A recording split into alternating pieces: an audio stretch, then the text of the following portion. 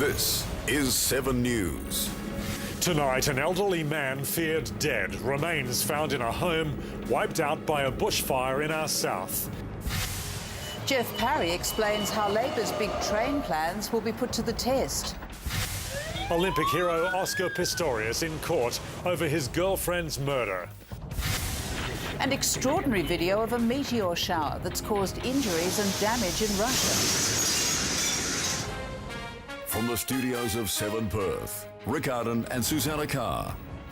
Good evening. An elderly man is unaccounted for and remains, believed to be human, have been found at his burnt-out home. The shack in dense forest near Manjimup was in the path of a bushfire which tore through the area this week. Alexis Donkin reports. And as we go to air tonight, there's another fire threat in our southwest. A bushfire is threatening homes and lives in Australind. People living 6 kilometres north of the town, east of Old Coast Road, are being urged to act now. Authorities say people in those areas should leave their homes immediately or stay to actively defend their property. It's not known how the fire started. Labor has agreed to submit its ambitious MetroNet plan to Treasury for independent costing. Its decision comes after the Public Transport Authority found a $2.2 billion black hole. Russia has been hit by a massive meteor shower. Up to 400 people are reportedly injured. The meteor streaked across the sky above the Ural Mountains northeast of Moscow as hurtling space debris exploded in the air and blew out windows.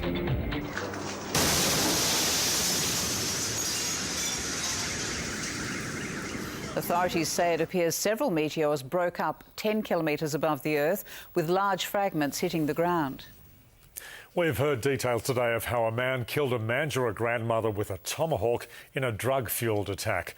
Colin Casey was a methamphetamine addict looking for money when he broke into Margaret Bromley's home. Chantel Tui reports.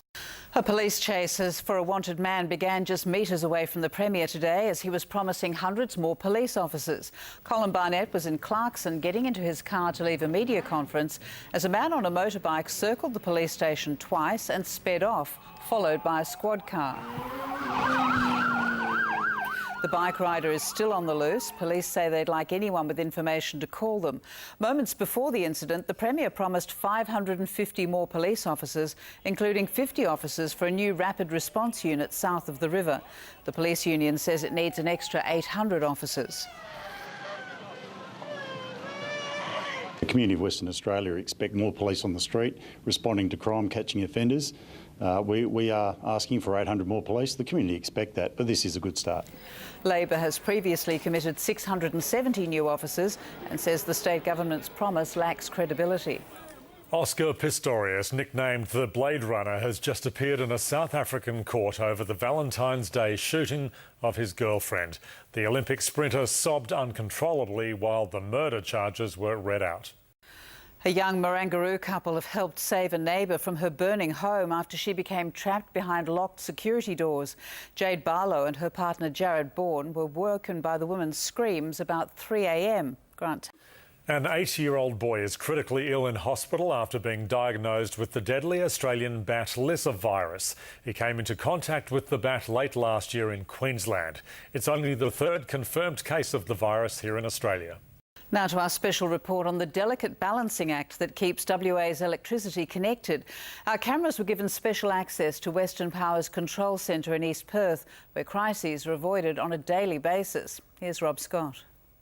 It's the end of a long day and the Truslove family is settling in. At Western Power's Network Control Centre, engineer Cameron Parrott is bracing for the busiest part of his shift. It is a high-pressure job. The computers in front of him are his view of the state's electricity network. Every major substation, power pole and wire from Kalgoorlie to Albany. It's Cameron's job to keep the network running, to balance demand and supply. We like to try and keep it between 49.9 and 50.1 hertz, which means the system's in reasonable balance. Too much or too little power and the entire system's in jeopardy. We just keep an eye on what the load's doing. Between 4 and 8 p.m, it's critical. Peak electrical demand time. It also happens to coincide with peak television viewing time, so that's obviously adding load to the system. But sometimes things go wrong. Looks like we've had a fault. System control. Our car's hit a pole, is it? Cameron has just seconds to react. So what I'm going to need to do is actually just back off one of our generators. From his station, he isolates the affected area and reroutes power from other lines. We've managed to match the generation with the load for now.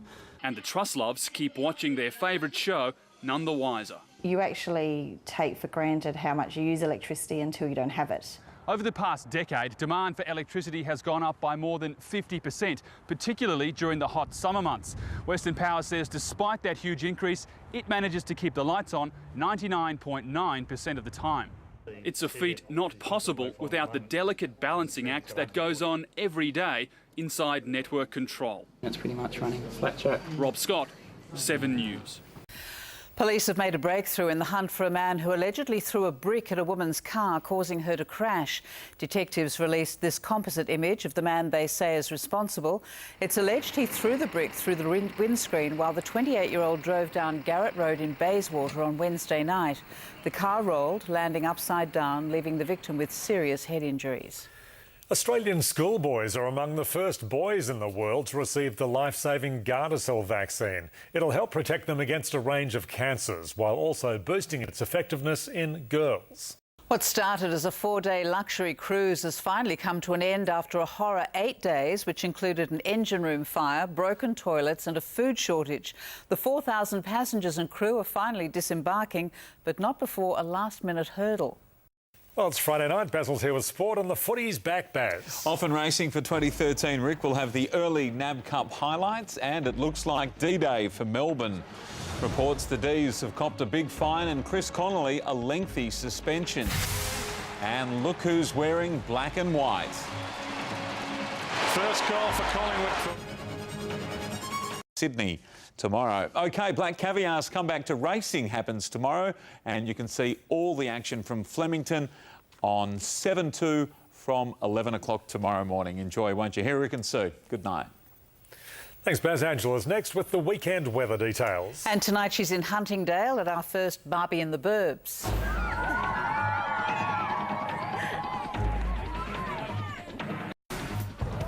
Hello, well today is the first big couch Barbie in the Burbs. Even Fat Cat heard there was a free barbecue down here. So he's come to join all the locals and the whole soccer club who have turned out here at Sutherland's Soccer Club in Huntingdale. There's also a jumping castle for the kids and face painting, which has been keeping them busy, and it's a perfect summer's night for a barbecue. It's still quite warm at the moment. It's 28.5 degrees and winds are from the southwest. Now, just after 1 o'clock, we had a max of 34 degrees after it dipped to 20 overnight, and most suburbs around Perth reached the 30s. Lancelin and Rottnest were the only places that didn't quite make it. Bullsbrook, Gingin and Northam, though, all got to 37 degrees. Now, the hotspot around the state was Leonora, where it was a scorching 43. Kalgoorlie also hit 40, but along the west coast, maximum was mostly in the mid-30s, and the south coast saw tops in the 20s. Tomorrow will be a different story. Esperance is looking at a hot start to the weekend. Sunny and 38 is the forecast. 31 and sunny for both Bunbury and Geraldton, with stormy weather forecasts across the Pilbara and the Kimberley. Now, skies are mostly clear for the south, while it's overcast and stormy in the north. There'll be a change in the weather on Sunday when a front brushes the southwest of the state, and for Perth, that means our dry spell will come to an end with a light shower or two forecast. It'll be hot and stormy in Adelaide tomorrow. Showers are forecast in Melbourne, 33 the max there, 25 and showery in Sydney and damp in Brisbane. On the water here in Perth, winds will turn southwesterly in the morning, seas to 1.5 metres and the swell to 2 metres. And the weekend looks a little bit like this. Tomorrow will be sunny and 32. Sunday will start off sunny, but showers are set to move in later in the day, only 26 degrees the top. Then back to blue skies on Monday, and it looks like it's going to heat up to 37 degrees by Wednesday. Now, if you'd like us to be at your place next week, head to Mix 94.5's website to register. And on Monday night, I'll announce the winner of next week. So make sure you're watching 7 News.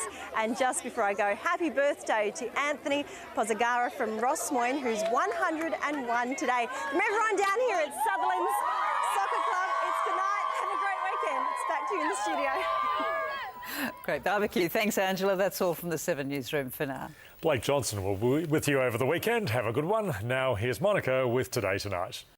7 News, the pulse of Perth.